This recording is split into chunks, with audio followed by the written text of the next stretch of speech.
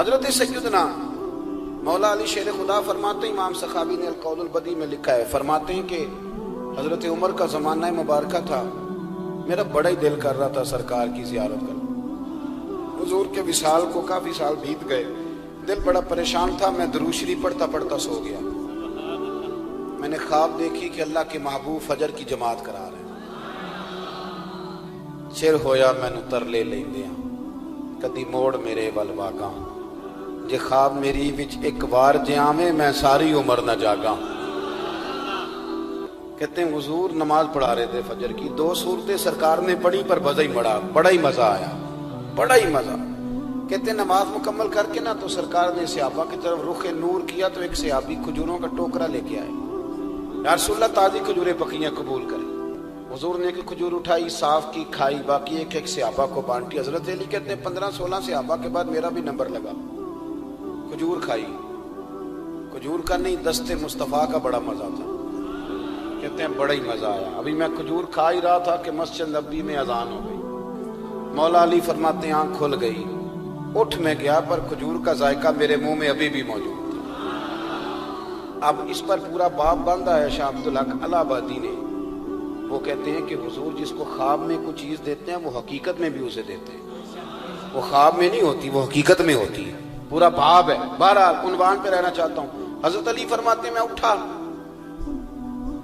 وضو کیا، سنت پڑھی، مسجد چلا گیا، جا کے صف میں بیٹھ گیا۔ عمر فاروق آئے جماعت کرانے۔ کہتے ہیں عمر نے نماز شروع کی تو مجھے جھٹکا تب لگا جب عمر نے بھی وہی سورت شروع کر دی جو خواب میں سرکار نے پہلی رکعت میں پڑھی۔ میں سمجھا اتفاق ہے، لیکن کہتے ہیں دوسرا جھٹکا جب لگا جب دوسری رکعت میں حضرت عمر نے وہ سورت پڑھی جو حضور نے خواب میں دوسری رکعت میں پڑھی تھی۔ کہتے ہیں میں اب بڑا پریشان ہوں کہ یہ بات کدھر کی کدھر جا رہی ہے۔ مولا علی شیر خدا فرماتے ہیں نماز مکمل ہوئی تو کھجوروں کا ٹوکرا بھی آ گیا۔ فرماتے ہیں اب تو میری حیرت کی حد نہ رہی، حضرت عمر نے ایک کھجور اٹھائی، صاف کی، کھائی، دوسرے صحابی کو، تیسرے کو، چوتھے کو، 15-16 صحابہ کو ملی، مجھے بھی دی۔ کہتے ہیں کھجور کھائی، مزہ بڑا آیا۔ حضور سے تو دوسری مانگنے کو دل کرتا تھا پر مانگی نہیں تھی، ادب تھا۔ عمر سے تو یرانہ تھا نا اپنا۔ ان کا رشک دیکھیں، آپس میں رشک دیکھیں، حسد نہیں، رشک۔ فرماتے ہیں یرانہ تھا نا، تو میں نے عمر سے کہا یار ذرا ایک کھجور اور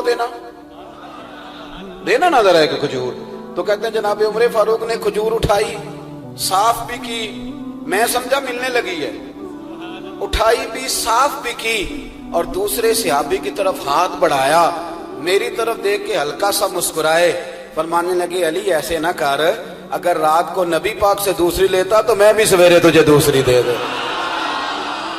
حضور سے دوسری لی نہیں، نبی پاک سے دوسری مانگی نہیں تو میں کیسے دے دوں؟ خواب میری وچ آیا سی ماہی تو میں وہ دے گل وچ پا لیاں باواں، ڈر دی ماری اکھ بھی نہ کھولا، ڈر دی ماری، میں ڈر دی ماری اکھ، کیونکہ آئی یہ رات وصال دیوالی، ربا اے رات مکن نہ دیویں، اے رات مکن نہ دیویں، ڈر دی ماری میں اکھ بھی نہ کھولاں، کتے پھر بچھڑ نہ جاواں۔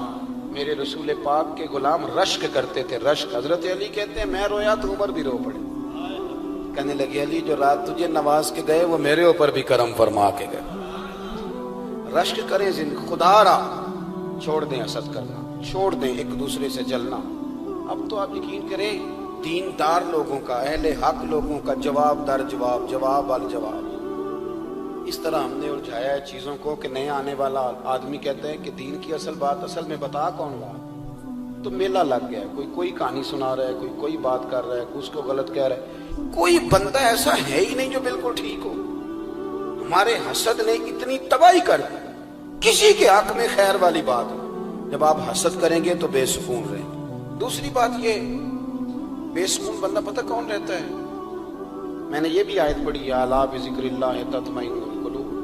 اللہ فرماتے ہیں یاد رکھو، خبردار ہو جاؤ، اللہ کا ذکر کرو گے تو دلوں میں چین ہو۔ پتہ ہے بے سکون کون رہتا ہے؟ جو نتیجہ اپنی مرضی کا مانگتا ہے۔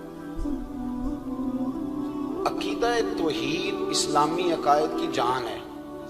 جب آپ نے کہا لا الہ الا اللہ محمد الرسول اللہ صلی اللہ علیہ وسلم۔ اس کا معنی یہ ہے کہ اب میں اپنے آپ کو نا اپنے اللہ کے حوالے کرتا ہوں۔ اب رب غریبی میں رکھے پھر بھی میں راضی ہوں، بیماری میں رکھے پھر بھی راضی ہوں، صحت میں رکھے پھر بھی، اولاد دے تو پھر بھی راضی ہوں، نہ دے تو سمجھے میری بات۔ یہ توحید ہے۔ ہم نہ ٹھیک ہونا چاہتے ہیں۔ دوست اکثر آ کے کہتے ہیں کوئی وظیفہ بتائیں، طبیعت ٹھیک نہیں رہتی تو انہیں کہتے ہیں سورہ فاتحہ پڑھو، کہتے ہیں بڑی دیر سے پڑھ رہا ہوں پر شفا نہیں ہو رہی، تو میں کہتا ہوں پھر آپ اللہ کی رضا پہ راضی ہو جائیں، پھر اللہ کی رضا پہ راضی رہنا بھی تو سیکھو نا، راضی رہنا بھی تو سیکھو۔ بہت ساری بے سکونی اس بات کی ہے کہ ہم نا ہم چاہتے ہیں میری مرضی کا سکون ہو، میری مرضی کا گھر ہو، میری مرضی کے بچے ہوں۔ بھئی ایسا نہ کریں، آپ اپنے حق میں اپنے رب کے فیصلوں کو قبول کریں، آپ قبول کریں اپنے مالک کے فیصلوں۔